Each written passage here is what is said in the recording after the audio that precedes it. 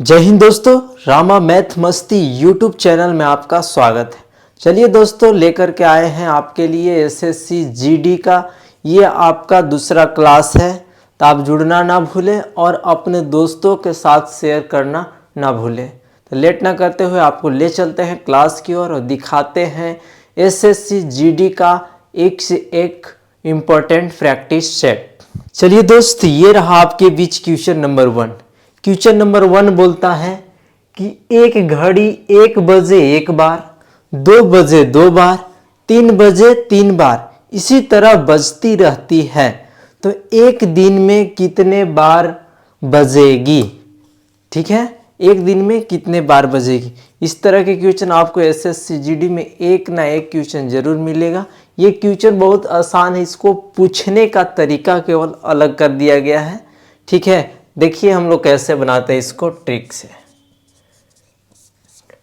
एक घड़ी 1 बजे एक बार, ठीक है, उसके बाद 2 बजे 2 बार प्लस 3 बजे 3 बार इसी तरह बजती है। तो कितना तक बजता है घड़ी? 12 तक बजता है। तो इसी तरह 12 तक बजता है। बोल रहा है एक दिन में कितनी बार बजेगी। आइए इसको हम लोग सम करने का फॉर्मूला जानते हैं कि प्राकृतिक संख्या को कैसे ऐड करते हैं। एक फॉर्मूला है सम, नेचुरल नंबर को सम करने का फॉर्मूला है n इंटू n प्लस 1/2। इससे हम लोग को पता चल जाएगा कि 1 से 12 तक कितना बार बजा। ठीक है, एक बार, उसके बाद 2 बार, उसके बाद 3 बार, इस सबको ऐड करेंगे तो कितना बार हुआ। n के वैल्यू होता है जो सबसे बड़ा नंबर होता है वो, यहाँ पे n का वैल्यू 12, 12 प्लस 1/2, 2 से 6 दूना 12, 6 गुना 13, 13 छक 78, 12 घंटा में 78 बार क्या घड़ी बजती है। ठीक है, 12 घंटा में 78 बार बजती है। तो यहाँ पे बोल रहा है कि एक दिन में कितनी बार बजेगी। एक दिन कितना घंटा का होता है? 2 बार 12 बजता है, 1 से लेके 12 दिन हुआ, 1 से लेके 12 रात हुआ, यानी कि 2 बार बजेगा 12 12, तो यानी 78 गुना 2 कर देंगे, 8 दूना 16 के 6, 7 दूना 14, 15, 156 बार। 24 मतलब एक दिन में 156 बार बजेगा। ये आपका option number D right answer है। चलिए दिखाते हैं आपको नेक्स्ट क्वेश्चन। ये रहा आपके बीच क्वेश्चन नंबर 2। क्वेश्चन नंबर 2 बोलता है कि 10, 16 और 24 से विभाज्य सबसे छोटी पूर्ण वर्ग संख्या है। सबसे छोटी पूर्ण वर्ग संख्या है, ये 2021 में एसएससी जीडी में पूछा हुआ क्वेश्चन है। ये क्वेश्चन बहुत आसान क्वेश्चन है। चलिए इसको सॉल्व करते हैं। यहाँ पे हम लोग 10, 16, 24 से विभाज्य सबसे छोटी पूर्ण वर्ग संख्या, और किसी भी नंबर 2 या 3 नंबर दिया हुआ है और बोल रहा है कि उसका छोटी पूर्ण वर्ग संख्या ज्ञात कीजिए। तो क्या करेंगे, जो नंबर आपको दिया है उसका एलसीएम निकाल लेंगे। इसका क्या कर लेंगे? एलसीएम निकाल लेंगे। सबसे पहले देखो 16 को क्या लिख सकते हैं? 2 गुना 2 गुना 2 गुना 2 हो गया। 10 को क्या लिख सकते हैं? 2 गुना 5, 2 इसमें है, केवल 5 लगा देंगे। ठीक है, उसके बाद 24, 24 क्या होता है? 8 तिरिकी 24, 8 तो है, 2 दूना 4 दूना 8, केवल 3 लगा देंगे, ये 24 हो गया। ये तीनों का एलसीएम हम लोग इस यहाँ पे निकाल लिए। एलसीएम निकालनी। अब पूर्ण वर्ग, कोई भी संख्या को पूर्ण वर्ग बनाने के लिए उसका फैक्टर कॉमन फैक्टर होना चाहिए। जैसे कि यहाँ पेयर वाला फैक्टर होना चाहिए। तो यहाँ 5 का पेयर कोई नहीं है और 3 का पेयर कोई नहीं है, तो 5 एक अलग से लगा देंगे और 3 एक अलग से लगा देंगे। अब यहाँ पर ये पूर्ण वर्ग बन गया। ठीक है, ये पूर्ण वर्ग बन गया। इसको हम लोग गुना करेंगे तो वो आएगा, वो पूर्ण वर्ग होगा जो कि सभी से कटेगा। ठीक है, तो इसको हम लोग गुना करते हैं। 5 तिया 15,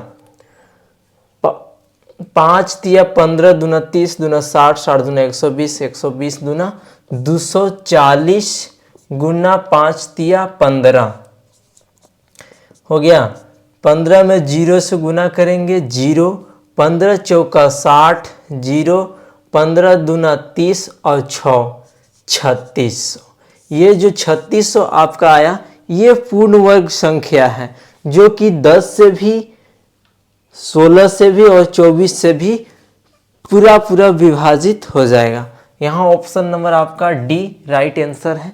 चलिए आपको दिखाते हैं नेक्स्ट क्वेश्चन। चलिए दोस्तों ये रहा आपके बीच क्वेश्चन नंबर 3। क्वेश्चन नंबर 3 ये आपका रेशियो से दिया हुआ क्वेश्चन है।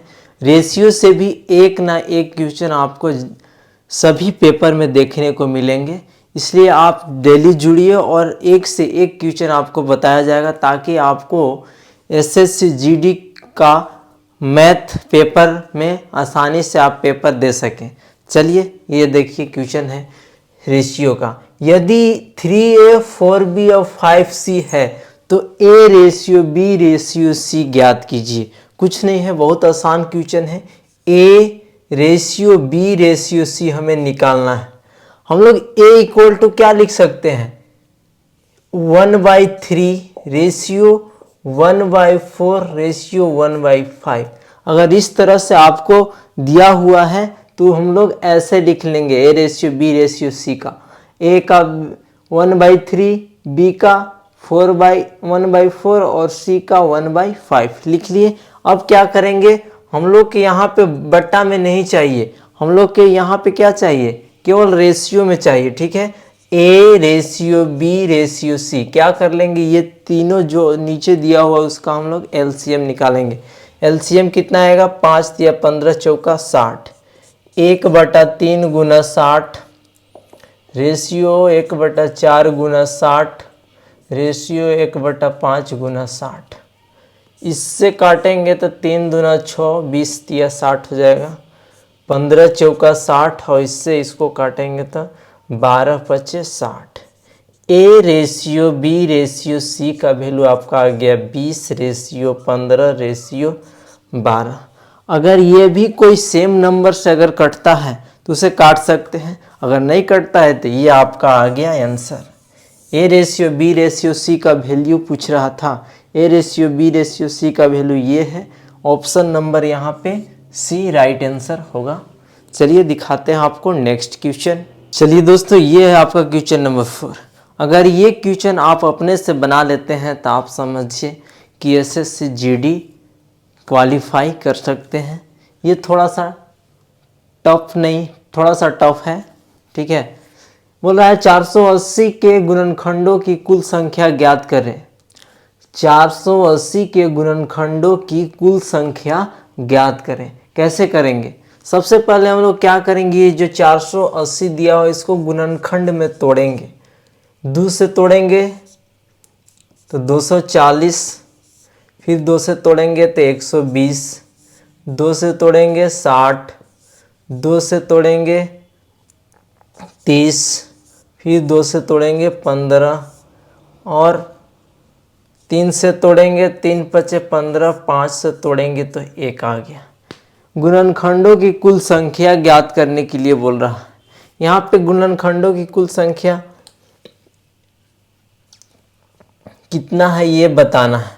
हम लोग गुणनखंड को तोड़ लिए, अब क्या करेंगे, 2 कितना बार है, 1 2 3 4 बार, 1 5 बार, यानी 2 के पावर 5 गुना 3 के पावर 1 गुना 5 के पावर 1, यानी 480 को हम लोग फैक्टर में तोड़ते हैं तो 2 के पावर 5 गुना 3 के पावर 1 गुना 5 के पावर 1 आता है। अब यहाँ पे नंबर ऑफ फैक्टर निकालना है, number of total number of factor, total number of factor. Total number of factor निकालने के लिए क्या करते हैं, जो ये फैक्टर का पावर है उसमें 1 1 ऐड कर देते हैं। जैसे कि 5 है तो यहाँ 5 + 1, 1 + 1, 1 + 1 और इसको गुना कर देंगे, 5 1 6, 1 1 2 और 1 1 2। 5 दूना 6 दूना 12 दूना 24। ये जो 24 आपका आया वे टोटल नंबर ऑफ फैक्टर 480 के कुल गुणनखंडों की संख्या ज्ञात कीजिए। तो कुल गुणनखंडों की संख्या कितना हो सकता है? 24 हो सकता है। ठीक है, ऑप्शन नंबर बी इसका राइट आंसर है। आप डेली जुड़िए और देखिए मेरा वीडियो, आपको 2 से 4 दिन में लगेगा कि हम कुछ सीख गए। ठीक है, चलिए दिखाते हैं नेक्स्ट क्वेश्चन। चलिए दोस्त, ये है आपका क्वेश्चन नंबर 5। क्वेश्चन नंबर 5 जो कि ये क्वेश्चन बार बार एक क्वेश्चन हर पेपर में रिपीट करता है। तो इस तरह के क्वेश्चन आप जरूर देख के जाएं और चलिए इसको हम लोग सॉल्व करते हैं। ठीक है, इस तरह के क्वेश्चन को हम लोग कैसे सॉल्व करेंगे? सबसे पहले यहाँ से सॉल्व करना चालू करते हैं। इधर से सॉल्व करना चालू करेंगे तो आपका गलत हो जाएगा। अगर इस तरह के क्वेश्चन आपको देता है पेपर में तो आप यहाँ से चालू करें सॉल्व करने के लिए। ठीक है, सबसे पहले इसका स्क्वायर रूट कितना होगा? 361 का स्क्वायर रूट 19 होगा। ये माइनस दिया हुआ है 215। 215 माइनस 19 करेंगे तो कितना आएगा? 196। कितना आएगा? 196। 196 का स्क्वायर रूट कितना होता है? तो यहाँ पे 14 होता है। ठीक है, ये सॉल्व किए तो इतना आ गया। ठीक है, इसमें 50 को ऐड कर देंगे, रूट 50 को ऐड कर देंगे। 50 को ऐड करेंगे 14 में तो कितना आएगा? 64, और 64 का स्क्वायर रूट होता है 8। ठीक है, यहाँ तक हम लोग सॉल्व किए, 8 आ गया। ये प्लस है और यहाँ पे 248 ऐड कर दो और ये रूट यहाँ पे चढ़ा दो। अब 8 8 16 के 6, 4 1 5 यानी 256, और 256 का स्क्वायर रूट क्या होता है? 16 होता है, और 16 ये आपका आ गया आंसर। इस तरह के क्वेश्चन को कैसे सॉल्व करेंगे? यहाँ से सॉल्व नहीं करेंगे, यहाँ से सॉल्व करेंगे। जो सबसे अंदर सबसे छोटा स्क्वायर रूट होगा उसको सॉल्व करेंगे, उसके बाद इसमें सॉल्व करेंगे, उसके बाद ये पूरा सॉल्व करने के बाद इतना आता है तो उसको फिर इसके साथ सॉल्व करेंगे, और ये पूरा सॉल्व करने के बाद 64 आता है, उसका 8 आ गया, तो उसके बाद इसके साथ सॉल्व करेंगे और लास्ट में ये आपका आंसर आ जाएगा। और आंसर आपका ये है option number B right answer है। उम्मीद करते हैं कि दोस्तों आपको यह भी सेशन अच्छा लगा होगा। Thank you.